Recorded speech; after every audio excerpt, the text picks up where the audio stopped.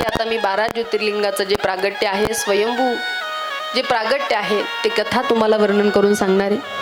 आपण ती कथा ऐकणार आहे. श्रद्धेनं सगळ्यांनी ताड बसा.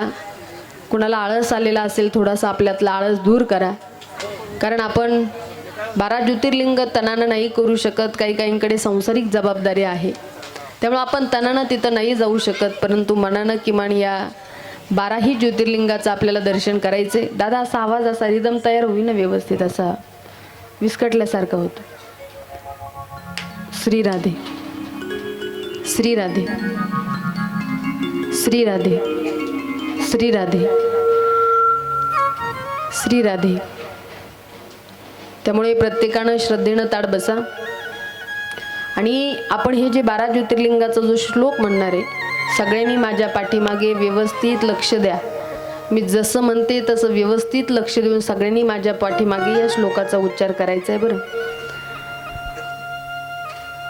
सौराष्ट्रे सोमनाथम च, हात जोडा म्हणा सगळ्यांनी.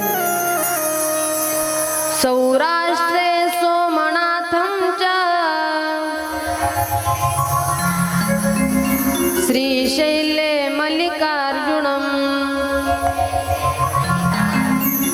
उज्जैन्यां महाकाल ओंकारममलेश्वरम परल्यां वैजनाथं च डाकिन्यां भीमशंकरम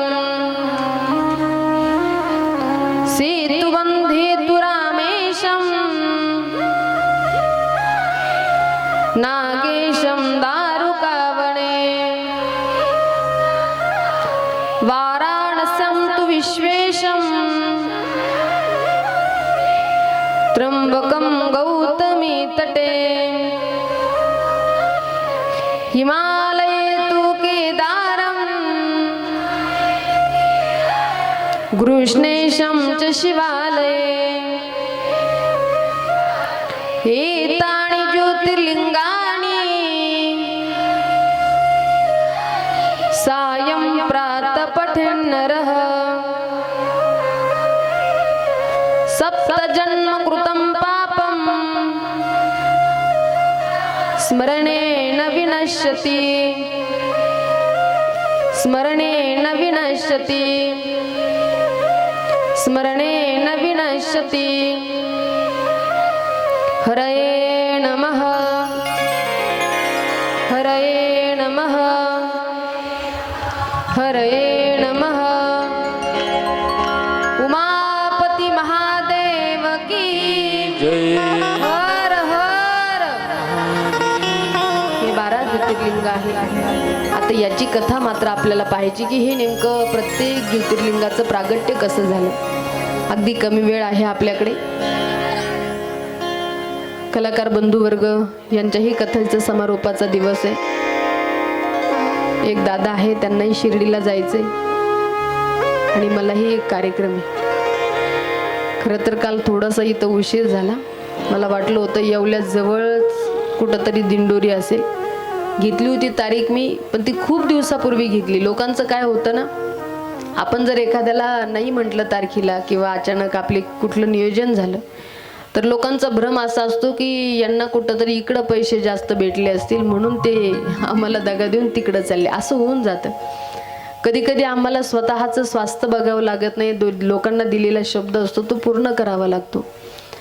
आणि कधी कधी लोकांना वाटतं तुम्ही काय हे पैशासाठी सगळं, असं अजिबात डोक्यात फॅट ठेवायचं नाही बरं. हे बघा, तुम्ही जर ठरवलं आपल्याला लेकरं घडवायचे, चांगले संस्कारानं संस्कारित करायचे, त्यांना हरिपाठ शिकवायचा, भजन शिकवायचं, कल्पनाताई होतं का शक्य घरी बसून? माया होतं का? नाही. तुम्हाला जे काम जमत नाही ते आम्हाला करायचे. म्हणजे जमत नाही असं मी म्हणणार नाही, हा तुमचा प्रश्न आहे, तुम्ही करायचं म्हणलं. पण जेवढे लेकरं आम्हाला आमच्याजवळ येऊन त्या ठिकाणी आनंदानं राहतील किंवा आमच्या एक धाकामध्ये राहतील, तसं घरी लेकरं राहत नाही. घरी आता पहाटे 5ला उठतील का आपले लेकरं? उठतात का? अभ्यास महत्त्वाचा असला तर एखाद्या दिवशी उठू शकतात, पण आमचे लेकरं अलार्म वाजला ना पहाटे 5चा ती मला सुद्धा म्हणणार नाही की ते अलाराम वाजतो ते येणार बंद करणार, त्यांचं ते उठून घेणार. कधीच कुणी पहाटे 5ला उठल्यानंतर आमच्या पोरी कुणीच झोपत नाही पुन्हा. एवढी मोठी जबाबदारी असते आणि हे सगळं काही या वयात त्या करतायत. म्हणून जे आपल्याला करता येत नाही ते कुणीतरी करतंय पुढे होऊन, याचा खरं तर आनंद असला पाहिजे. म्हणून असं डोक्यात आम्ही जर इथं बसलो नाही या व्यासगादीवर, आता एवढं महाराष्ट्र कीर्तनाचे आमच्या कधी डोक्यातही येत नाही आम्ही पैसे घेतले. एकच माणूस असतो, हंगामा खडा करना मेरा मकसद नहीं, सूरत बदलनी चाहिए मेरे दिल से तो ना सही लेकिन आपके दिल से प्रेम की गंगा निकलनी चाहिए. खरं तर हा आमचा उद्देश आहे. म्हणून मनातून कुठंतरी लोकांकडून भगवत भक्ती घडावी, हा समाज जागृत व्हावा, याच्यासाठी हा आमचा मानस आहे. म्हणून आम्ही पैसा घेत असेल, पण कधी कधी कीर्तनकार पैसा घेतात, त्याचं घेतलेल्या पैशाचं नेमकं करतात काय. खरं तर आता जे मंडळी आश्रमावरती आले नाही त्यांना माहिती नाही, परंतु आश्रमाची जी निर्मिती आहे आपण शून्यातून उभा केलं. काय कुणी खूपच दिलं म्हणून तिथं निर्माण झालं असं अजिबात नाही. कथा कीर्तनाच्या माध्यमातून जे येणारं मानधन आहे, मी सगळंच काही त्या आश्रमासाठी त्याचा उपयोग त्या ठिकाणी आपण विनिमय केलेला आहे. आणि सुंदर अशा प्रकारे खरं तर काही मंडळी असतात ज्यांना देणं शक्य होतं ते देत राहतात, ज्यांना शक्य नाही होत. पण काहींचं मला एक म्हणजे सांगावं वाटतं बरं, काहींना देणं नसतं पण बोलणं असतं. आता आमच्या कधी पोरी शाळेत येतात ना, एखादी बाई जर अशी टोचल्यासारखं विचारणार, पुरी हो ती आरती जेवायला देते का ग तुम्हाला. पुरीला सांगितलं इथून पुढं तिला म्हणायचं रोज भिक्षा घेऊन जातो आम्ही गावात मागून, मग खातो. कधीतरी असे विचारायला तरी कधीतरी काही प्रश्न शोभले पाहिजे आपल्याला. कधीतरी विचारतील हानतीच का ती तुम्हाला, मारतीच का तुम्हाला, खाऊ घालतीच का तुम्हाला. अरे कधीतरी हा विचार करा, 2 लेकरं घरचे सांभाळणं आपल्याला होत नाही, आणि 18 लेकरं पर घरचे एका घरी आम्हाला सांभाळायचे, तसं एवढंही सोपं नाही. पण पुरी एवढ्या सुंदर आहे, सोज्वळ आहे. आणि मी स्वतः दिवस बाहेर काढलेले, त्यामुळे मला माहिती संस्था काय असतात, संस्थेचं वातावरण काय असतं. आणि एक आई बापाला एक नेहमी ध्येय असतं, आपण जे दिवस काढले ते आपल्या लेकरांना नको. तसं आमचाही काहीतरी मानस असेल ना, आम्ही काय राक्षस बुद्धीचे थोडे, की हृदय आमचं थोडी राक्षसाचं आहे असे मूर्खासारखे काही प्रश्न करायला. पण चला, मला असं वाटतं जे आपण करू शकत नाही ते कोणीतरी करत असेल तर आपल्याला त्याच्याविषयी कौतुकच असलं पाहिजे, त्याच्याविषयी आपल्याला आदर असला पाहिजे, त्याच्याविषयी आनंद असला पाहिजे. आणि तुम्हाला सांगते, जीवनामध्ये नाही भक्ती झाली किंवा नाही चांगलं वागता आलं तर नका वागू, पण एखादा चांगलं करत असेल कधीतरी त्याच्या पाठीमागं चांगल्याला चांगलंच म्हणायची बुद्धी तरी आपल्याजवळ असली पाहिजे. आणि नेहमी चांगलं कर्म करणाऱ्याच्या यादीतच आपले नावं ठेवा, वाईट कर्म करणाऱ्याच्या यादीत कधी आपले नावं ठेवूच नका. करायचं असेल ते चांगल्या श्रद्धेनं सहकार्य करतात. आता आमच्या खरं तर डॉक्टर आहेत, आता सध्या उंडे डॉक्टर कारेगावच्या आपल्या गावामध्ये रहिवाशी झाले. सुंदर हॉस्पिटल त्यांनी बांधलं. डॉक्टरांच्या पिताश्रींचा वाढदिवस होता, मला फोन आला, म्हणे आरतीताई आश्रमात आले, माझ्या वाढदिवसानिमित्त मला पंगत द्यायची म्हटले आश्रमामध्ये. म्हटलं काय हरकत नाही, आपण केक आणू, सुंदर केक. नाही तसलं केक बीक नाही कापायचं, फक्त बालगोपाळांना जीव घालायचंय मला. अक्षरशः हा त्यांचा मनाचा मोठेपणा आहे. डॉक्टरांना त्या दिवशी सांगितलं, आश्रमावर आले, म्हणलं डॉक्टर हे गोरगरिबाचे लेकरे बरं सगळे, त्यामुळं कधी तुमच्या हॉस्पिटलमध्ये आले तर फी तुमची थोडी असेल नसेल मला माहिती नाही, पण लेकरांना कमीत कमी पैशामध्ये कसं त्यांचा दवाखाना होईल याच्यासाठी प्रयत्न करा. डॉक्टरांना सांगितलं, पोरींनो मला आल्यावर सांगत जा बरं का तुम्ही की आम्ही या आश्रमातले आहे, संस्थेतले आहे. आणि मग पोरींनी सांगितले की अगदी 100च्या आत दवाखाना करून पोरी घरी येतात. खरं तर आपण करू शकत नाही. आज लेकरं घरदार सोडून राहतात, आनंदानं त्यांना आधार द्या, खरं तर त्यांना प्रेम द्या, याची खरं गरज आहे. असं कुचक्यासारखे काहीतरी प्रश्न विचारणं हे अत्यंत चुकीचं असतं. ते कुणी सुद्धा असं चूक करू नये, असं पाप करू नये. आणि म्हणून चांगलं कर्म करणाऱ्याच्या यादीत आपले नावं ठेवा, कधी वाईट कर्म करणाऱ्याच्या यादीत आपले नावं ठेवू नका. बरं, मला एक उदाहरण फार आवडत असतं. एक जंगल होतं आणि त्या जंगलाला आग लागली. त्या जंगलातले आग लागल्याबरोबर वाघ, सिंह, कोल्हे, कुत्रे सगळे जंगलातून पळून गेले, पण एक चिमणी मात्र प्रयास करू लागली. तिनं आपल्या चुचीमध्ये पाणी घ्यावं आणि आग विझवण्यासाठी प्रयत्न करावा. पण एका माकडानं तिला पाहिलं आणि तिला बोलू लागला, काय अक्कल आहे तुला? अगं चिमणीसारखा एवढा जीव आणि एवढी मोठी जंगलाला लागलेली आग तुझ्या चुचीतल्या पाण्यानं विझवणं शक्य आहे? तिनं जे उत्तर दिलं ते एवढं गोड आणि एवढं उत्तर माझं घरी घेऊन जाते. म्हणले, अय दादा, चुचीतल्या पाण्यानं आग विझवणं कदापि शक्य नाही हे मला ठाऊक आहे, परंतु जर या जंगलाचा भविष्यामध्ये कधी इतिहास लिहिला गेला तर या चिमणीचं नाव आग लावणाऱ्यामध्ये नाही तर आग विझवणाऱ्यामध्ये असणार आहे। आणि म्हणून आपले नाव नेहमी चांगलं कर्म करणाऱ्याच्या यादीत ठेवा कधीतरी, आणि चांगल्या भावना चांगले विचार आपल्या मनामध्ये खरं तर असले पाहिजे। कधी कुणाचा द्वेष करू नका, कधी कुणाचा तिरस्कार करू नका। वेगळा परमार्थ आपल्याला करायची अजिबात गरज नाही। जीवनात काही वाईट झालं का, बाई माझ्याकडं असं झालं, मी एवढं चांगलं वागते, असं काही नसतं। चुका करू नका, विनाकारण कुठल्या साधू संताला त्रास देऊ नका, विनाकारण कुठल्या साधू संताची निंदा करू नका। तुम्ही एक मुका आंधळा बैरा प्रकरण आहे, तुम्ही कधीतरी ते प्रकरण ऐका। बैरा झालो या जगी बैरा झालो, का झालो? नाही ऐकिले हरी कीर्तन, नाही केले पुराण श्रवण, नाही वेदशास्त्र पठण। मुका झालो पण का झालो? मुका झालो वाचा गेली, साधू संताची निंदा केली, हरिभक्ताची स्तुती नाही केली, तिने वाचा पंगू झाली।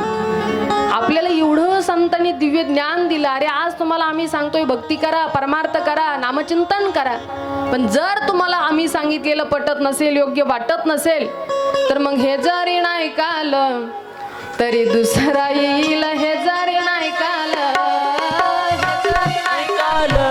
तरी दुसरा येईल, हे जरी नाही काल सरते शेवटी बा काळ बांधून नेईल, सरते शेवटी बा काळ बांधून नेईल, सरत शेवटी बा काळ बांधून नेईल, सरत शेवटी बा। एका जनार्दनी आमचे काय बाधा येईल, एका जनार्दनी आमचे काय बाधा येईल,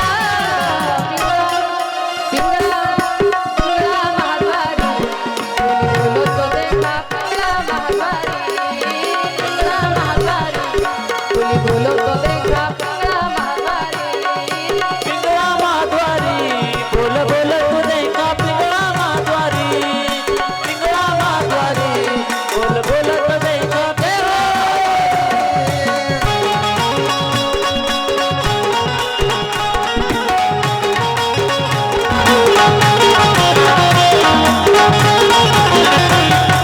श्री राधे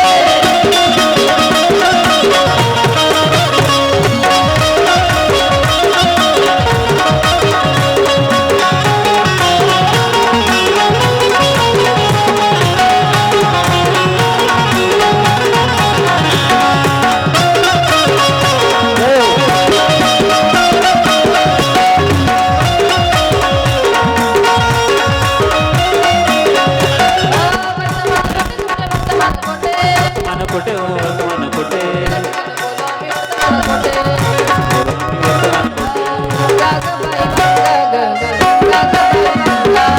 पिंगा ग बाई पिंगा ग पिंगा ग बाई पिंगा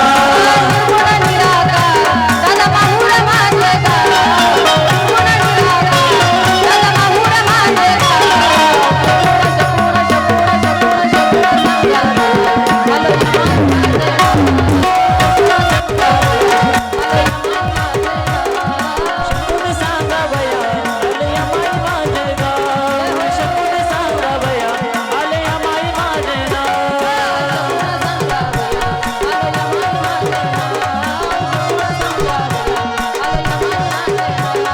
शकून सांगा बया आले या माई माझे नाव, शकून सांगा बया आले या माई माझे नाव।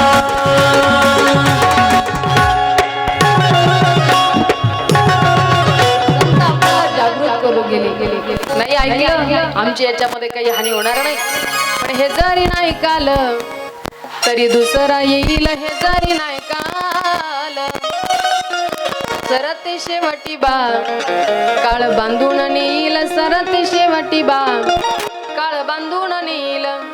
एका जनार्दनी आमचे काय बाजा येईल, एका जनार्दनी आमचे काय बाजा येईल, पिंगळा महाद्वारी बोली बोलो तो देखा, पिंगळा महाद्वारी। किती गोड संत आपल्याला मार्गदर्शन करतात, उपदेश करतात। बाबा रे, वाईट कर्म करू नका, वाईट वागू नका, चांगलं कर्म करा, चांगलं कर्म करा। हे जीवन आपल्याला पुन्हा मिळेल, कधी मिळेल अजिबात सांगता येणार नाही, पण होईल तेवढं श्रद्धेनं भक्ती जीवनामध्ये परमार्थ करा। म्हणून आज आपण 12 ज्योतिर्लिंगाच्या कथा पाहणार आहे. ह्या ज्योतिर्लिंगाचे श्लोक जरी आपण उच्चारण केले तरी सुद्धा आपलं पाप जळायला सुरुवात होतं. पण असं नाही बरं, हे श्लोक उच्चारायचे आणि पाप करायचं सोडायचं नाही. हा प्रायश्चित्त आपल्याला कधीतरी चुकीच्या कर्माचं चुकीच्या वागण्याचं झालं पाहिजे, तेव्हा कुठंतरी हे पाप आपलं जळत असतं. परंतु सोरटी सोमनाथ जे क्षेत्र आहे, सोरटी सोमनाथ जे ज्योतिर्लिंग आहे, तिकडे गुजरात प्रांतामध्ये आहे. समुद्रकिनारी असणारं हे सुंदरसं स्थान आहे. दक्षाच्या 27 कन्या त्यानं इंद्राला दिल्या, परंतु चंद्राला दिल्या. आणि हा जो चंद्र आहे तो फक्त एकट्या रोहिणीवरती प्रेम करत होता. तो या बाकीच्या पत्न्यांवरती फारसं प्रेम करत नव्हता. त्यामुळे या बाकीच्यांना राग आला. म्हटले आपल्याला कधी पाहत नाही, आपल्याशी कधी बोलत नाही. रोहिणीला सारखं जवळ घेऊन बसतात, तिच्याशी प्रेमानं बोलतात, तिच्याशी चांगलं वागतात. आपल्याला मात्र एवढं प्रेम आपले पतिराज देत नाही. त्यांना थोडंसं घृणा निर्माण झाली आणि त्यांनी आपलं जे दुःख आहे ते आपल्या बापाला सांगितलं. बाबा, तुम्ही ज्यांच्याबरोबर आमचं विवाह करून दिला ना, तो आम्हाला प्रेमच देत नाही, कधी आमच्याशी बोलत नाही, कधी आम्हाला समजूनच घेत नाही. नेहमी त्या रोहिणीला बोलत राहते, इकडे घेऊन जातील तिकडे घेऊन जातील, पण आमच्याशी मात्र मनापासून प्रेम करत नाही. दक्षानं इंद्राला समजून सांगण्याचा प्रयत्न केला, चंद्राला समजून सांगण्याचा प्रयत्न केला, पण चंद्रजी महाराजांनी काय ऐकलं नाही. पुन्हा जैसे थे चालू आहे. आणि मग पुन्हा या मुली नाराज होऊन गेल्या आणि पुन्हा बापाला आपलं दुःख सांगू लागल्या. बापाला ते दुःख सहन झालं नाही आणि मग बापानं त्या ठिकाणी चंद्राला शाप दिला, जा तू क्षयरोगी होशील. चंद्राला शाप मिळाला. अक्षरशः महाराज चंद्रजी अत्यंत दुःखी राहू लागले. मनस्थिती त्यांची ठीक नाही, क्षयरोग जडलेला आहे. आणि म्हणून त्यांनी सोरटी सोमनाथ या ठिकाणी ब्रह्मजींनी सांगितलं की तुम्ही शिवलिंगाची पूजा करा, भगवान शिवांचं नामजप करा, महामृत्युंजय मंत्राचा जप करा, तेव्हा तुम्ही या क्षयरोगातून मुक्त व्हाल. आणि म्हणून त्या समुद्रकिनारी सुंदर शिवलिंग स्थापन केलं आणि श्लोकांचं उच्चारण करताय, शिवांचं नामस्मरण करतायत. ओम त्र्यंबकं यजामहे सुगंधिं पुष्टिवर्धनम पूर्वारुक्मेव बंधनात् मृत्युर्मोक्षयमामृतम. त्या ठिकाणी श्लोकाचं उच्चारण करतायत. दिवसामागे दिवस निघून गेले आणि प्रत्यक्ष भगवान शिवजी चंद्राला प्रसन्न झाले.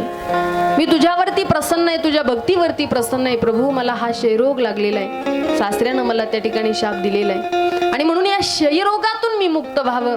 त्यावेळेला भगवान शिवांनी सांगितलं पूर्णतः क्षयरोग जाणार नाही. आणि म्हणून तिथं सोरटी सोमनाथला एक कुंड आहे, तिथं जर आपण स्नान केलं तर आपल्या सुद्धा शरीरातले जे दुर्गुण आहे, जे काही शारीरिक व्याधी ते आपल्या सुद्धा नष्ट होतात बरं. म्हणून सोरटी सोमनाथ जे आहे त्या ठिकाणी भगवान शिव स्वयं प्रगट झाले.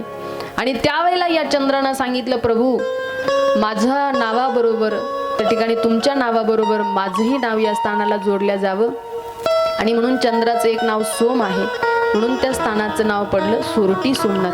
म्हणून सोरटी सोमनाथ भगवान की जय. दुसरं जे स्थान आहे ते मल्लिकार्जुन. हे जे मल्लिकार्जुन स्थान आहे ना, गणपती बाप्पा आणि कार्तिकजी स्वामी, आई वडिलांनी सांगितलं होतं जो पहिल्यांदा पृथ्वी प्रदक्षिणा करून येईल त्याचं पहिलं लग्न करील. पण कार्तिक स्वामी थोडेसे उशीर आले आणि शास्त्रोक्त पद्धतीनं गणपती बाप्पांनी त्या ठिकाणी पूजा केलेली आहे आई वडिलांची आणि पृथ्वी प्रदक्षिणेचं पुण्य संपादन केलेलं आहे. पण इकडं मात्र कार्तिक स्वामी बरेच दिवसांनी आले, कळालं लग्नही झालं, लेकरही झाले, मग मात्र अत्यंत दुःखी झाले. त्यावेळेला कार्तिक स्वामी क्रौंच पर्वतावर पहाडावरती मामाच्या गावाला निघून गेले. पण इकडं मात्र भगवान शिवांना आणि मा पार्वतीला याचं दुःख झालं की आपल्या लेकराने त्या ठिकाणी आपला त्याग केला, आपल्याजवळ पोरगं राहिलं नाही. कार्तिक स्वामीला तिकडे आई वडिलांची आठवण येऊ लागली. 2-4 वर्ष झाले आई वडिलांची भेट झाली नाही आणि तिथे कार्तिक स्वामी अत्यंत दुःखी राहू लागले. त्या क्षणाला आईला असं वाटलं जावं, लेकराला भेटावं. आणि मग भगवान शिवांना विनंती केली, शिवजी माझी इच्छा आहे की आपण कार्तिकाला भेटायला जाऊ. त्यावेळेला माझे भगवान शिव, लक्ष द्या, भगवान शिव आणि मा पार्वती बिल्लीनेच आणि बिलाचं रूप घेऊन त्या ठिकाणी गेले. आणि पूजा करणारे कार्तिकजी त्या ठिकाणी पूजा करतायत. विचारलं कुणाची पूजा करतायत? म्हटले मी शिवांची पूजा करतो आहे. का बरं करतायत? म्हणे माझे आई वडील, त्यांना मी त्या ठिकाणी राग भरलो आणि इकडं पहाडावरती निघून आलो ना, पण आज मला माझ्या आई वडिलांची खूप आठवण येते. ज्यावेळेला हे पार्वतीनं शब्द ऐकले, कार्तिकेयाला हृदयाशी धरलं आणि त्या ठिकाणी स्वयं भगवंताचं जे नाव आहे, भगवान शिवांचं एक अर्जुन आहे, म्हणून भगवान शिव स्वयं त्या ठिकाणी प्रगट झाले आणि कार्तिकजींना त्या ठिकाणी दर्शन दिलं. म्हणून त्या स्थानाचं नाव मल्लिकार्जुन. मल्लिका हे मा पार्वतीचं नाव आहे आणि अर्जुन प्रत्यक्ष भगवान शिवांचं नाव आहे आणि म्हणून त्या ठिकाणी एक मल्लिकार्जुन ज्योतिर्लिंग प्रगट झालं. त्याच्यानंतर महाकालेश्वर उज्जैन. महाकालेश्वर उज्जैन जे आहे, महाकालेश्वरांचं रूप आपण जर पाहिलं ना तर 11 विक्राळे. बरं का बरं आहे? खरं तर तेही ज्योतिर्लिंग त्या ठिकाणी प्रगट कशा पद्धतीनं झालं. एक दूषण नावाचा राक्षस खूप त्या ठिकाणी विध्वंस करू लागला. शिवपूजा कुणी करायची नाही आणि जो कोणी शिवपूजा करील त्याला दंड देण्यात येईल, त्याला या राज्यामध्ये राहता येणार नाही. आणि म्हणून त्या ठिकाणी एक ब्राह्मण आहे, त्या ब्राह्मणाला 4 संताने आहे. शिवभक्ती परंपरेगत त्या ठिकाणी पूर्वानुगत त्या ठिकाणी चालत आली. पण यांना मात्र शिवपूजा बंद करायला सांगितली. या दूषणाचं त्या ठिकाणी महाराज सगळेजण घाबरले आणि ही 4ही ब्राह्मणाचे पुत्र एका गुहेमध्ये जाऊन शिवभक्ती करू लागले. थोडेसे वेद मंत्राचे घोष ज्या वेळेला दूषणाच्या कानावरती गेले आणि दूषण जे त्या ठिकाणी या 4ही पुत्रांना मारण्यासाठी आला, पण त्यांना सांगितलं आम्ही मेलो तरी चालेल पण आम्ही शिवभक्ती मात्र सोडणार नाही. आणि म्हणून पहाडामध्ये त्या ठिकाणी मला शिवभक्ती प्रारंभ केली आणि एवढी मनापासून त्यांची शिवभक्ती चालू आहे. आता मात्र त्या ठिकाणी दूषण आला, प्रहार करणार, तर या 4ही सुपुत्रांनी माझ्या भगवान शिवांना विनंती केली, प्रार्थना केली कि तेरा दर तो हकीकत में दुखियों का सहारा है, तेरा दर तो हकीकत में दुखियों का सहारा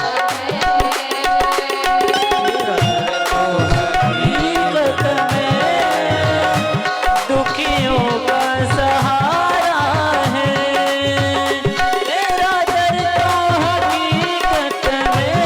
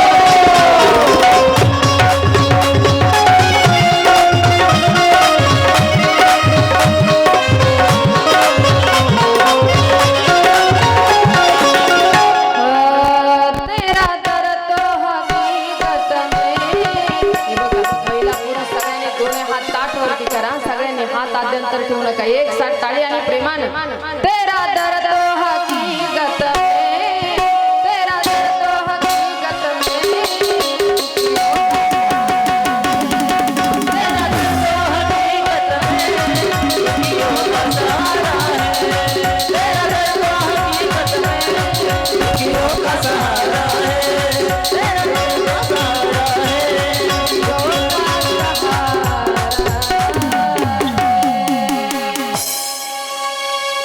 हर हर सगळ्यांचा आवाज येऊ द्या बरं प्रेमानं सगळ्यांनी. बस उद्यापासून म्हणणार नाही आता आम्ही तुम्हाला, त्यापेक्षा आज शेवटचा दिवस आहे, संधीचं सोनं करा प्रेमानं सगळ्यांनी. हर हर हर हर हर हर. आज या ठिकाणी आपल्या कथेला भेट देण्यासाठी आमचे केतनदादा खोरे आज या ठिकाणी आहेत. माननीय नगरसेवक केतनदादा खोरे.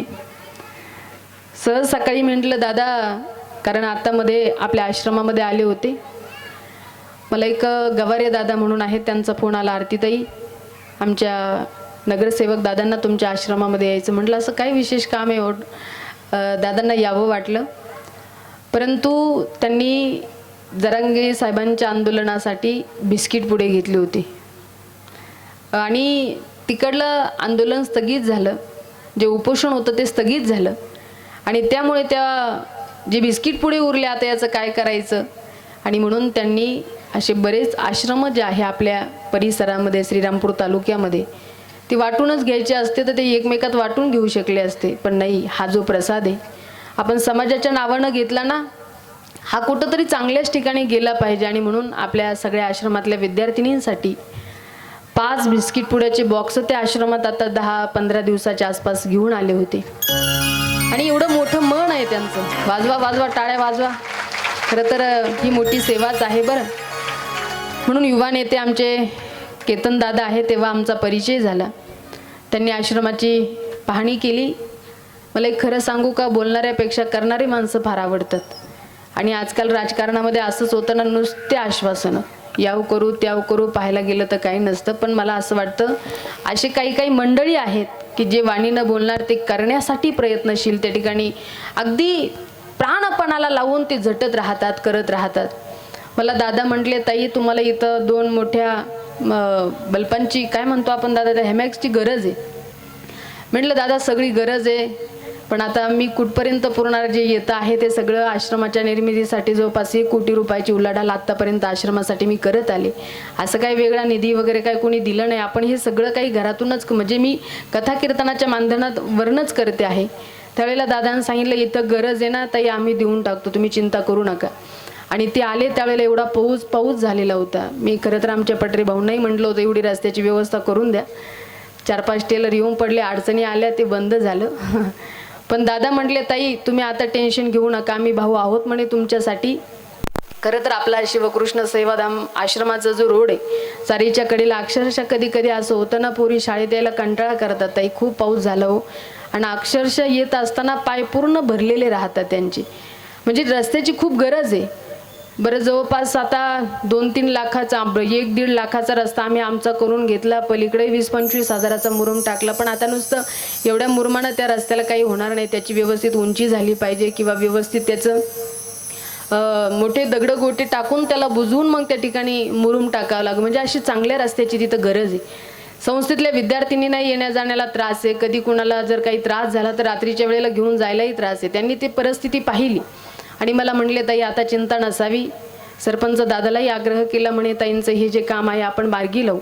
आणि म्हणून मला त्या दिवशी त्यांनी आपल्या आश्रमाचं कुठला अजून एक आश्रमाचा रोड आणि अजून एक कुठला रोड आहे तिकडल्या 2ही रोडचं निवेदन आमच्या विके साहेबांना दिलेलं आहे. एकदा खरंच त्यांच्यासाठी माझ्या माध्यमातून आणि सगळ्या आपल्या मंडळीच्या माध्यमातून एवढी मोठी सेवा त्यांची, माझं करतात म्हणून नाही, आता माझ्यासारख्या सर्वसामान्य व्यक्तीकडे आल्यानंतर जर एवढं मोठं मन त्यांचं असेल तर अजूनही त्यांचे जे कार्यकर्ते होते म्हणले ताई आमच्या दादा बाबतीत असं होत नाही, जे बोलेल ते नक्की करतात. खरं तर आपल्याला विश्वास आल्यानंतर आपण कुणातरी बाबतीत हे शब्द वापरत असतो. म्हणून दादा खूप मोलाची सेवा आपली आहे. आणि मी सहज सकाळी त्यांना म्हटलं दादा येऊन जा कथेला. तर आज आपण या ठिकाणी या मैयाच्या दरबारी कथेसाठी उपस्थित आहे. मला माहिती आहे आपलं काम सेवा मोलाची आहे, तुमच्या मागे तुमची दिनचर्याची धावपळ आहे, तुमच्याकडे सुद्धा नवरात्र उत्सव आहे. कारण त्याच वेळेला तुम्ही मला बोलू गेले होते की ताई आमच्याकडेही नवरात्र उत्सव असतो, पण हाही आमचा मोठा उत्सव आहे. आपण या ठिकाणी आमच्या या कार्याला भेट देण्यासाठी आलात. आमचे सरपंच दादाही आहेत, आधी करून आपण समस्त आहेत. अजून त्यांच्याबरोबर आलेले आमचे सचिन दादा राऊत आहेत, सरपंच वांगीचे सरपंच आहेत, आणि गणेश भाऊ साळे आहेत, तंटामुक्ती अध्यक्ष वांगी. हे सर्वच मंडळी उपस्थित. एकदा जोरदार टाळ्या वाजून त्यांचं अभिनंदन करा. दादा मनापासून आपणाला धन्यवाद. या ठिकाणी त्यांचा सन्मान होणार आहे. खरं तर बरं का भाऊ, आमच्या हा गावामध्ये नवरात्र उत्सवामध्ये मा भगवतीचं मोठं मंदिर आहे, पण गेल्या 10 वर्षापासनं समस्त ग्रामस्थ मंडळीचं सहकार्य आहे. पण हे आयोजक आमचे त्रिमूर्ती आहेत, आमचे हे दादा आहेत. या वयात सुद्धा एवढी धावपळ. आता आमच्या गणूभाऊंचं पाहू गेलो तर अतिशय मोठं प्रसंग, दुःखद घटना त्यांच्या जीवनामध्ये घडली. अगदी तरुण तडफदार 20-22 वर्षाचा मुलगा त्यांचा खरं तर या विश्वामध्ये राहिला नाही, या मृत्यू लोकांमध्ये राहिला नाही. एवढं पहाडा एवढं संकट असून सुद्धा ते संकट थोडंसं, ते दुःख थोडंसं बाजूला ठेवून मैयाची सेवा करणं हे आपलं कर्तव्य आहे. या भावनेनं तितक्याच ताकदीनं उभं राहून एवढं गोड आयोजन नियोजन खरं तर हे आमची मंडळी करतायत. आमचे गणेश भाऊ असतील आणि अजून आमचे ते गंगा मामा आहेत. खरं तर इथं समाजाचा कुठलाच विषय नाही, पण वडारी समाजाच्या असताना सुद्धा एक निष्ठतेनं आज 10 वर्ष झाली या मंडळीशी एकरूप आहेत आणि एवढं भक्ती उत्सवाचं गोड आयोजन करतायत. पुनश्च माझ्या या त्रिमूर्तीसाठी सुद्धा एकदा जोरदार टाळ्या वाजवा. त्यांनी जर आयोजन केलं नाही तर आपण हा भक्ती उत्सवाचा आनंद या धर्ममंडपात घेऊ शकत नाही. म्हणून खरं तर यांचंही मोठं योगदान आहे. आणि म्हणून आज या ठिकाणी या कार्यक्रमाला भेट देण्यासाठी आदरणीय दादाश्री आपण आलात. पुनश्च मनापासून तुम्हाला धन्यवाद. या ठिकाणी केतन भाऊंचा सन्मान या ठिकाणी होणार आहे. मला असं वाटतं त्यांनी या ठिकाणी यावं. 2 शब्द बोलता का दादा? बरं, येऊ द्या ना, बरी येऊ द्या ना.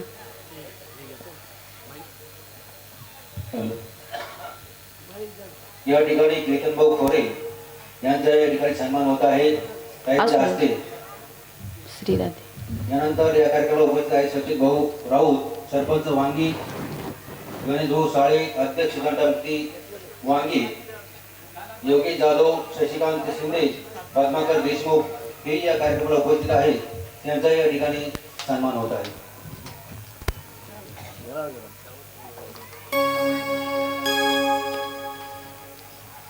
दादा एकदा बोलू दे ना त्यांना. माईक देत आहे कणू भाऊ, माईक दे त्यांच्या.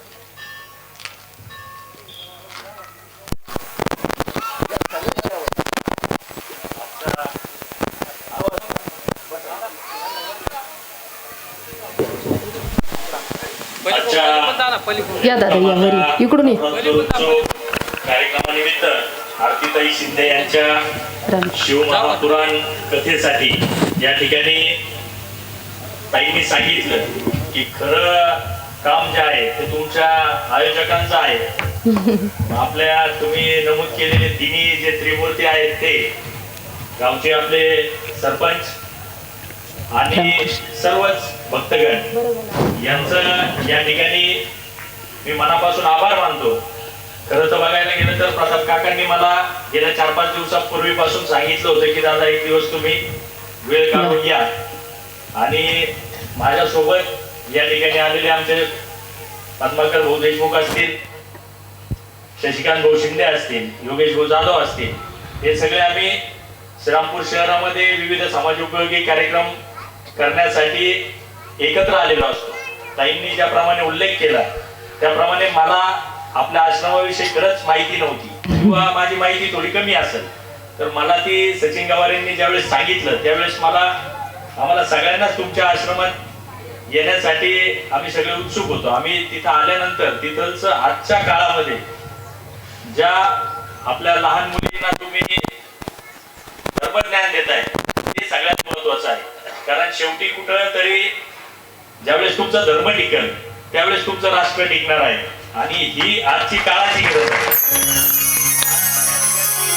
आल्यानंतर मला प्रामुख्याने एक गोष्ट जी जाणवली ती सांगतो की खरंच माणसाची नाळ ग्रामीण भागाची असली तर तो 100% धार्मिक कार्यात अग्रेसर राहतो. कारण शहरामध्ये आम्ही बघतोय की नवरात्र उत्सव असतात चांगल्या पद्धतीने शहरामध्येही आमच्याकडं दुर्गामाता जोडपासून सगळं आयोजन आम्ही करतो. परंतु ज्यावेळेस ग्रामीण भागामध्ये आपण येतो त्यावेळेस आपल्याला खऱ्या अर्थाने आपली जी नाळ मातीशी जोडलेली आहे ती या निमित्ताने या ठिकाणी बघायला मिळते.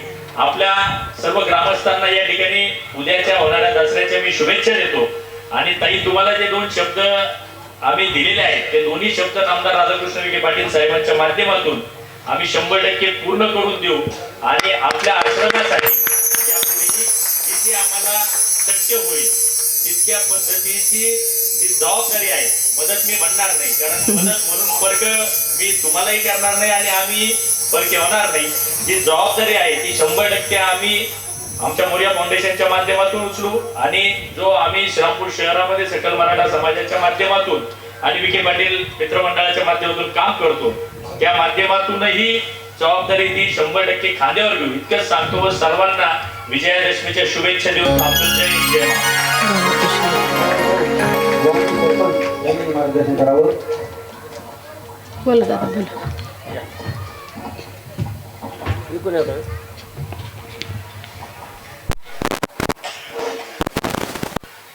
या ठिकाणी नवरात्र उत्सवानिमित्त हरिभक्त पारायण परमपूज्य भास्करगिरीजी महाराज यांच्या कृपा आशीर्वादाने तसेच रामगिरीजी महाराज यांच्या कृपा आशीर्वादाने हा नवरात्र उत्सव सोहळा या ठिकाणी खूप आनंदात चालू आहे. आणि या ठिकाणी हरिभक्त पारायण आरतीताई शिंदे यांची या ठिकाणी सुंदर अशी कथा आपणा सर्वांना आणि आम्हाला पण आज आमचं भाग्य म्हणावं लागेल, आम्हाला पण ऐकायला भेटली. तर या ठिकाणी आपल्या संपूर्ण मायमाऊली महिला भगिनींचा हा या ठिकाणी खूप प्रतिसाद दिसतोय. आमच्या पण भागामध्ये आम्ही वांगी खिर्डीमधून या ठिकाणावर नेतोय. गणेश खिंड त्या ठिकाणी पण गणपती उत्सवामध्ये मोठा कार्यक्रम होत असतो. पण त्या ठिकाणी पुरुष मंडळी असतात, महिला मंडळी, मायमाऊली असतात. पण या ठिकाणी या नवरात्र उत्सवामध्ये आमच्या या लाडक्या बहिणी यांचा खूप असा प्रतिसाद या ठिकाणी आहे. आम्ही स्टेटस मध्ये पण बघतो, व्हॉट्सअपला ग्रुपमध्ये रोज आपल्या कार्यक्रमाचा हा व्हिडिओ येत असतो ग्रुपमध्ये. तो बघून आम्हाला आनंद झाला आणि आम्ही या ठिकाणी या कार्यक्रमामध्ये आलो. गणेश भाऊंनी आम्हाला, गणेश भाऊ छल्लारे आमचे मित्र, त्यांनी आम्हाला या ठिकाणी निमंत्रित केलं. विशेष एक अंतःकरणामधून सांगतो, गणेश भाऊ छल्लारे अशी व्यक्ती आहे, आम्ही तालुक्यामध्ये सोबत काम करतो. त्यांनी स्वतःचं दुःख पचवून, स्वतःच्या दुःखामध्ये सावरून आणि हा आनंद तुमच्या या गावामध्येच नाही तर पूर्ण तालुकाभर सर्वच गोरगरीब असतील, आपल्या सर्व हिंदू धर्मातील असतील, सर्वांना देण्याचं काम ते करते आणि गोरगरिबाची सेवा करतात. त्यांच्या आज एवढा दुःखाचा डोंगर कोसळलेला असताना पण ते या ठिकाणी आपल्या रेणुका मातेची या ठिकाणी सेवा करतात. पुन्हा एकदा मी या ठिकाणी रेणुका माता चरणी प्रार्थना करतो, शनिदेव चरणी प्रार्थना करतो, गणेश भाऊंना या दुःखातून असंच सावरून आणि ही सेवा करण्याची ताकद, ऊर्जा ही देव. धन्यवाद. जय महाराष्ट्र.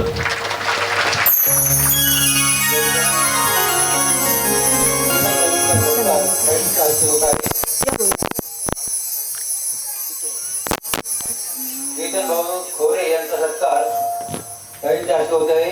माझे नगरसेवक श्रीरामपूर.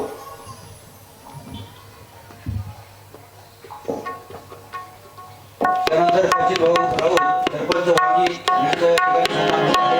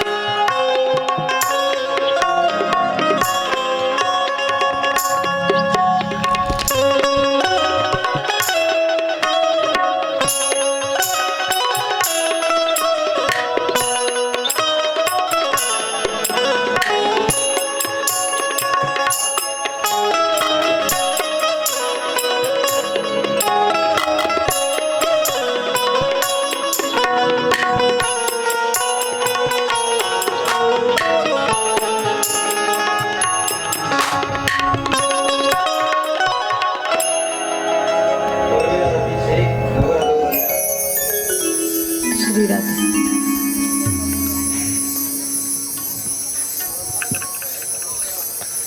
श्री राधे. चला चला चला, कुणाचं नाव पुकारलं तर चला लवकर.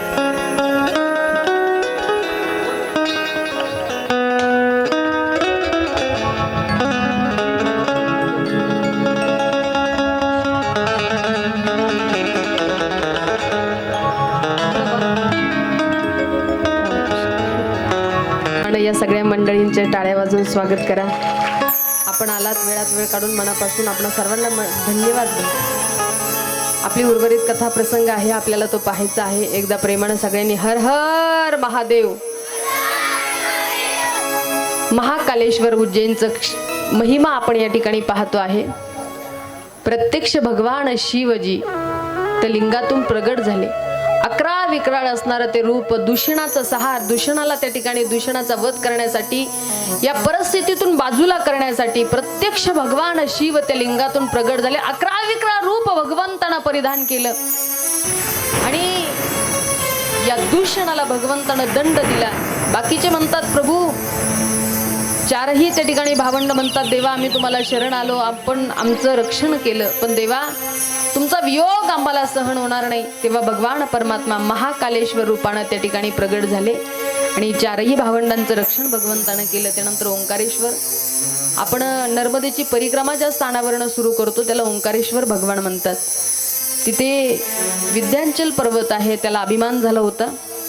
नारदांनी त्याला अभिमान घालवण्यासाठी मेरू पर्वताची स्तुती करून सांगितले, त्याला ती सहन झाली नाही आणि म्हणून पहाडावरती जाऊन त्यानं तपश्चर्या प्रारंभ केली. त्यावेळेला भगवान शिव प्रत्यक्ष प्रगट झाले आणि ओंकार रूपानं त्याला त्या ठिकाणी ओंकारेश्वर भगवंतानं दर्शन दिलं. त्यानंतर केदारेश्वर, केदारनाथ या ठिकाणी नर आणि नारायणांनी तपस्या केली.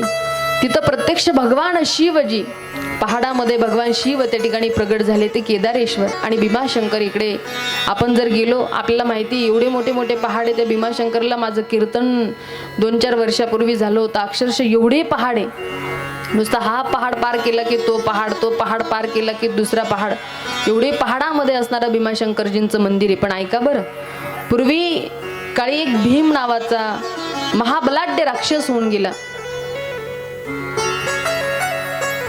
रामकृष्ण या ठिकाणी आदरणीय आमचे बैरटजी महाराज उपस्थित आहे. बाबा आपणाला मनापासून धन्यवाद. पूर्वी काळी एक भीम नावाचा राक्षस होऊन गेला आणि तो कर्कटी राक्षसनीच्या पोटी जन्माला आलेला होता. लक्ष द्या बरं, भीमाशंकरचा महिमा मी तुम्हाला सांगते आहे. कर्कटनी राक्षसीच्या पोटी जन्माला आला, परंतु दोघेच माय लेकरं त्या ठिकाणी राहत आहेत. मग एक दिवस त्यानं विचारलं, आई तू इथे एकटी पहाडामध्ये राहतेस ग, कोण आहे माझे पिताश्री, माझे सगळा परिवार कुठे आहे? त्यावेळेला आईनं सांगितलं, बाळा माझं विराधाशी लग्न झालं होतं आणि कर्कट ही माझी पिताश्री आणि पुष्कसी ही माझी माता होती. पण विराधाला त्या ठिकाणी भगवान राघवेंद्र सरकारनं ठार केलं आणि अगस्तींचे शिष्य त्या ठिकाणी सुतक्ष्णीजी माझे पिताश्री त्यांना मारण्यासाठी गेले, तर माझ्या पिताश्रींना त्यांनी समाप्त केलं. परंतु काही कालांतरानं कुंभकर्ण माझ्याकडे आला, माझ्याशी संग केला आणि मला एकटंच वनामध्ये सोडून निघून गेला आणि मला सांगितलं माझ्यापासून तुला संतान होईल. मला पुनश्च त्याच्याकडे राहण्यासाठी जायचं होतं, परंतु कुंभकर्ण संपूर्ण परिवार राघवेंद्र सरकारनं त्याचा खल्लास केला आणि म्हणून त्यांना ठरवलं की जर राघवेंद्र सरकारनं सगळा परिवार संपन्न केला असेल, रावणाला मारलं, कुंभकर्णाला मारलं, तर मी बदला घेईल. आणि म्हणून त्यानं त्या ठिकाणी महाराज भगवान शिवांची उपासना आराधना चालू केली. पण एक सुदक्षिण नावाचा एक राजा आहे, मग कुणाची भक्ती करायची नाही आणि एवढा महाबलाढ्य वागू लागला, राक्षस प्रवृत्ती त्या ठिकाणी वाढत गेली. मला देव म्हणा, माझ्याशिवाय दुसरा तिसरा देव कुणी नाही. सुदक्षिणजींना बंदिस्त केलं आणि त्या ठिकाणी सुदक्षिण जे राजे आहेत त्यांना बंदिस्त केलं. पण त्या बंदिस्त वातावरणामध्ये सुद्धा, कारागृहात सुद्धा शिवपूजा ते करू लागले. त्यावेळेला तो बलाढ्य भीम तिथे आला आणि सांगितलं, जर तुम्ही या शिवाची पूजा केली तर तुम्हाला मी या ठिकाणी आता ठार केल्याशिवाय राहणार नाही.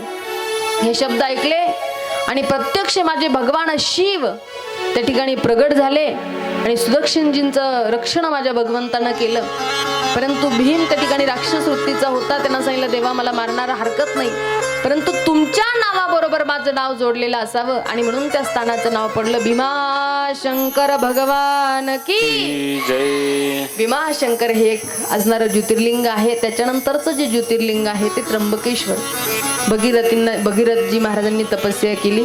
गौतम नावाचे जे ऋषी त्यांनी तपस्या केली आणि गंगा मातेची तपश्चर्या करून गंगा मातेला सांगितलं, मैया माझ्या हा जो दुष्काळी भाग आहे, पहाडी भाग आहे, इथं पाण्याची व्यवस्था असावी. त्यावेळेला मैया तुम्ही प्रगट व्हा. पण मैयानं सांगितलं बाजूला जर खोदलं तर मी गोदीमध्ये गुप्त रूपानं बसलेली विराजमान आहे. त्यांनी थोडंसं बाजूला खोदलं तर गोदी मधून प्रगट झाली, म्हणून तिचं नाव गोदावरी पडलं. गोदावरी मैया प्रगट झाली. परंतु बाकी देवतांना वाहवा झालेली गौतमजींची सहन झाली नाही. त्यांनी गणपती बाप्पाची तपस्या केली आणि गणपती बाप्पाला सांगितलं की गौतमजीकडून काहीतरी महापाप घडेल असं काहीतरी करा, गौमातेचा वध घडेल असं काहीतरी करा. आणि म्हणून एक सरमट झालेली कुठेतरी एक गौमाता होती. सहज गौतमजींनी हात लावला आणि ती त्या ठिकाणी तिचा मृत्यू झाला. त्यांना फार पश्चाताप झाला. ब्रह्म हत्या पाठीमागे लागली, गौ हत्या पाठीमागे लागली. आणि म्हणून गौ हत्येच्या या पापातून मुक्त होण्यासाठी मी काय करू, भगवान शिवांची उपासना आराधना करू लागले. त्याच ठिकाणी माझे भगवान शिव त्र्यंबकराज रूपानं प्रगट झाले आणि सांगितलं, हे गौतमजी तुम्ही चिंता करू नका. मला माहिती हे दुष्कर्म, हे पापकर्म तुमच्या हातून घडलेलं नाही, हे कर्म घडवून आणलेलं आहे. त्यामुळे तुम्ही नाराज होऊ नका. म्हणून त्र्यंबकेश्वर एक ज्योतिर्लिंग आहे. त्याच्यानंतर इकडे जर गेलो तर परळी वैजनाथ आहे. असं म्हणतात की रावण ज्या वेळेला भगवान शिवांचं लिंग घेऊन निघाला, परंतु हे जर लिंग गेलं तर मग आता अवघड होईल, म्हणून गणपती बाप्पानं एका गुराख्याचं रूप धारण केलं आणि गुराख्याचं रूप धारण करून त्यांनी सांगितलं, अहो मला लघुशंकेला जायचंय, एवढं शिवलिंग पकडता का तुम्ही? ही इकडे लघुशंकेला गेले आणि वेळेत आले तर हातात घेईल, नाही तर मी खाली ठेवून देईल. हे लवकर वेळेत आले नाही, यांनी हे शिवलिंग खाली ठेवून दिलं आणि भगवंताचं ते धाम तयार झालं की वैजनाथ भगवान की. इकडे जर खाली गेलो तर मग मात्र रामेश्वर आहे. प्रभू रामचंद्र ज्या वेळेला लंकेमध्ये जानकीचा शोध घेण्याकरिता निघाले, त्यावेळेला रामजी जे आहेत त्यांच्या हृदयामध्ये, प्रत्यक्ष भगवान शिवजी आहेत त्यांच्या हृदयामध्ये माझे भोले बाबांचं वास्तव्य आहे. भोले बाबांच्या हृदयामध्ये रामजींचं वास्तव्य आहे आणि सदैव माझे रामजी असो नाही तर भोले बाबा असो एकमेकांचं सदैव चिंतन करत असतात. आणि म्हणून मला त्या ठिकाणी यश प्राप्त व्हावं म्हणून रामेश्वरजींची स्थापना केली. आणि त्याच्यानंतर जे आहे ते घृष्णेश्वर, घृष्णा नावाची एक शिवभक्त होती. ती खूप शंकराची पूजा करायची. रोज पार्थिव 101 त्या ठिकाणी शिवलिंग करायची, 108 शिवलिंग करायची आणि पाण्यामध्ये पुनश्च प्रवाहित करून द्यायची. परंतु काही दिवसानं एक संतान झालं, पतिराज गेले आणि जी त्यांची असणारी सवत होती ती काही ना काही आरोप करायची. तिचा असणारा मुलगा मारून टाकला, पण यांनी शिवभक्ती सोडली नाही. प्रत्यक्ष माझे भगवान शिव त्या घृष्णा नावाच्या त्या माऊलीवरती प्रसन्न झाले, त्या शिवभक्त स्त्रीवरती प्रसन्न झाले. आणि भगवान शिव प्रगट झाल्यानंतर तिनं सांगितलं, प्रभू तुमच्या नावाशी माझं नाव जोडलेलं असावं. आणि म्हणून त्या नावाला, त्या क्षेत्राला नाव पडलं की घृष्णेश्वर भगवान की जय. असे हे असणारे 12 ज्योतिर्लिंग आहे. त्यानंतर शिवरात्री व्रत महिमा सांगितला. हा जो कोणी श्रद्धेनं करील नक्कीच त्याच्यावरती माझे भगवान शिवांची कृपा होत असते. आपला जो व्याध आहे त्याचा सर्वांना कथा भाग माहिती की तो दिवसभर त्याचा परिवार उपवाशी, म्हणून प्रयास करू लागला की माझ्या लेकरांच्या पोटापाण्याची व्यवस्था व्हावी. आणि म्हणून शिकार करण्याकरिता बाहेर पडला. शिवरात्रीचा परमपवित्र दिवस आहे आणि त्या दिवशी सकाळपासून संध्याकाळपर्यंत काहीच त्याला शिकार मिळाली नाही. हर हर महादेव, हर हर महादेव असं म्हणून बायका शिवपूजा करण्याकरिता जात आहेत. जंगलामध्ये असणारं हे शिवप्रभूंचं मंदिरवरती बेलाचं झाड आहे आणि हा त्या झाडावरती चढलेला आहे. आणि या बायकांचं दिवसभराचं ऐकलं, मुखानं बघतं एवढंच म्हणायचं, हर हर महादेव. काय म्हणत होत्या या बायका? हर हर महादेव, शिव शिव शंभू असं मुखातून दीनपणे त्या ठिकाणी घडू लागलं. त्या दिवशी शिवरात्रीचा दिवस आहे. बेलपत्री तोडावी आणि शिवपिंडीवरती पालती पडावी, बेलपत्री तोडावी आणि शिवपिंडीवरती पडावी. परंतु आता मात्र भुकेनं व्याकुळ झाला, श्वापदांची वाट पाहतायत. सायंकाळची वेळ झाली आणि एवढ्यात एक श्वापद पाणी पिण्यासाठी आलं. हरण पाणी पिण्यासाठी आलं. त्या हरणाला पाहून यानं बाण लावला. बाण सोडणार त्या हरणानं पाहिलं आणि मनातल्या भावना व्यक्त केल्या, हे व्याध, हा बाण मला मारू नकोस. मला माहिती तुझ्या लेकरा बाळाचा उदरनिर्वाह आमच्यावरती अवलंबून आहेस, पण माझ्या घरी पत्न्या वाट पाहतील. मी फक्त जातून त्यांना सांगून येतो, त्याच्यानंतर तू मला मारू शकतो. अरे तुझ्यावरती विश्वास कसा ठेवावा? त्यावेळेला त्या हरणानं शपथ घेतली, जे काही 28 प्रकारचे नरक आहे, जर मी वापस तुम्हाला दिलेल्या शब्दावरती जर आलो नाही तर ते 28 प्रकारचे जे नरक आहे ते सगळं काही दुःख आहे, जे काही नरक आहे ते भोगण्याची वेळ माझ्यावरती येईल जर मी खोटं बोलत असेल किंवा तुमच्याकडे वापस आलो नाही तर. तो निघून गेला हरण. दुसरी हरण पाणी पिण्यासाठी आली. व्याधानं पुन्हा आपला बाण जोडला. सोडणार तर त्या हरणीनं पाहिलं, व्याधा मारू नकोस मला, माझ्या पोटामध्ये गर्भ आहे, छोटीशी शिशू आहे, त्यांना एकदा जन्माला घातलं की मग मी तुझ्याकडे मारण्यासाठी येईल, मग तुम्हाला मार आणि तुझ्या परिवाराचा उदरनिर्वाह करा. मग त्यावेळेला त्यानं व्याधानं सांगितलं, अगं तू येशील हे कशावरनं? त्यानं सांगितलं, साधूची निंदा केल्याचं जे पाप आहे, अनेक शब्दी तिनं घेतलेले, हे जे काही पाप आहे, महापाप जीवनामध्ये कुणाकडून होत असेल ते सगळं काही पापाचं पाप जे आहे ते मला लागेल. आणि म्हणून त्या ठिकाणी तिनंही शपथ घेऊन ती हरण गेली. तिसरी पाणी पिण्याकरिता आली. पुन्हा व्याधानं बाण जोडला. आता मात्र मारणार की पुनश्च ती हरण बोलू लागली, अरे त्या ठिकाणी, हे व्याधा मला मारू नकोस, माझे घरी छोटे छोटे पाडसं आहेत, त्यांना फक्त निरोप देऊन येते, माझ्या परिवाराला सांगून येते की मी आता वापस येणार नाही.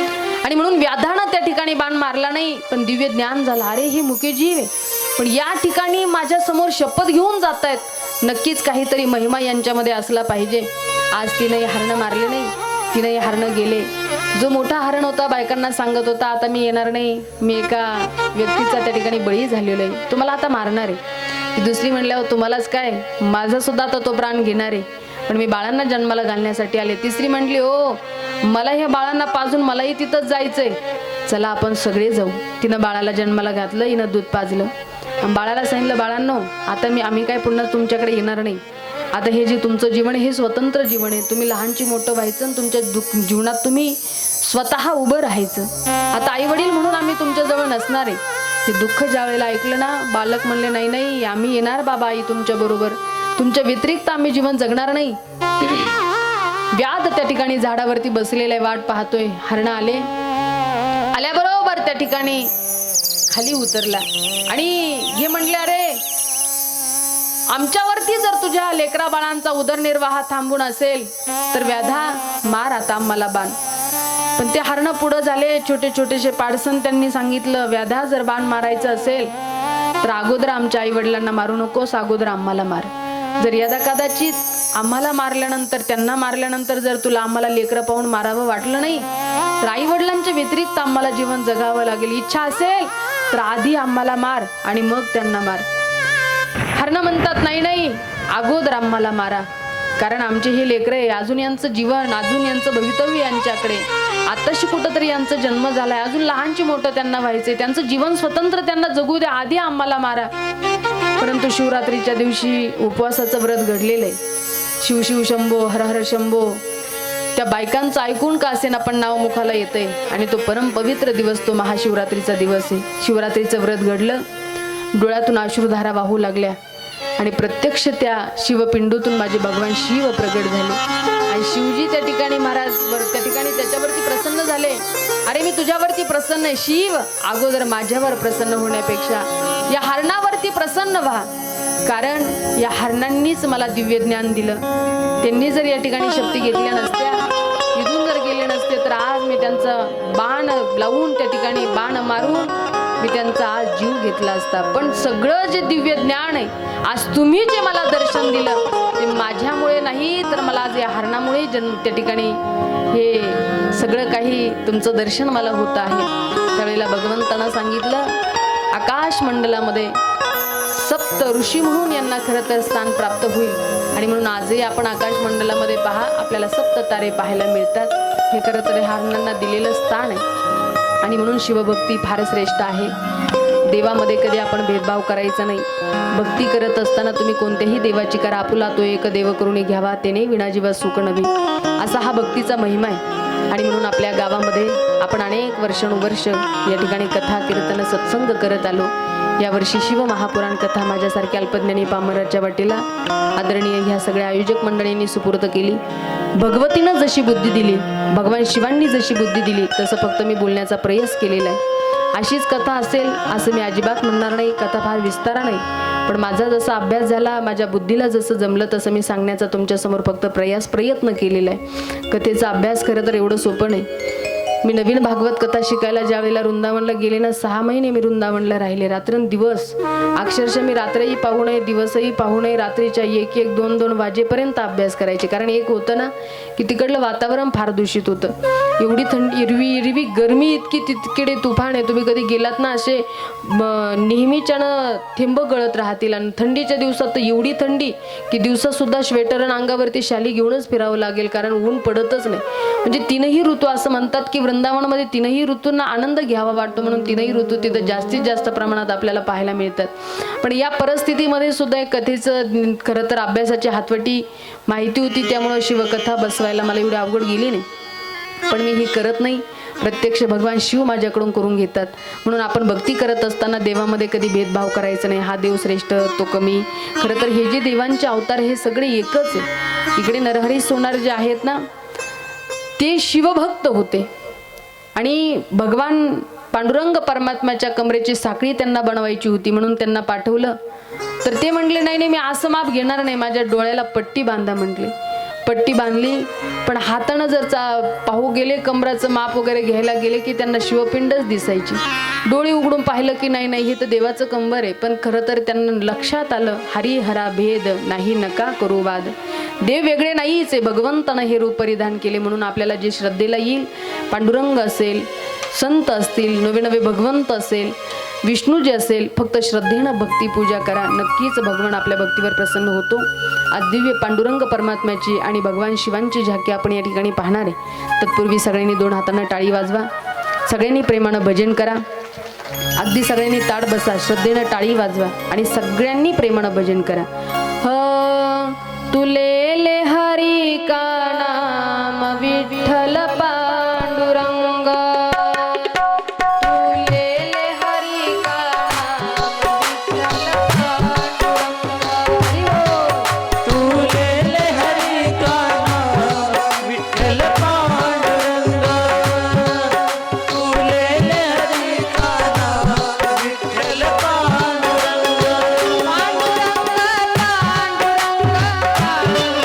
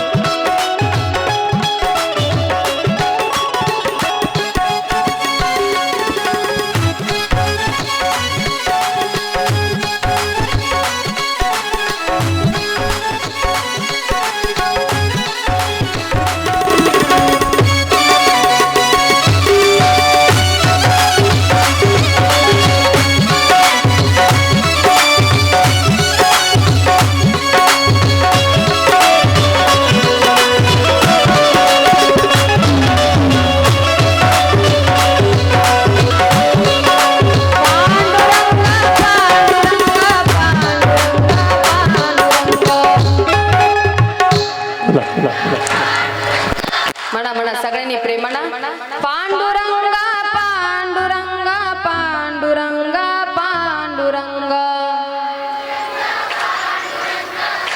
जय हो तू ले ले हरी का नाम विठ्ठल पांडुरंग तू ले हरी का जय हो नाम विठ्ठल पांडुरंग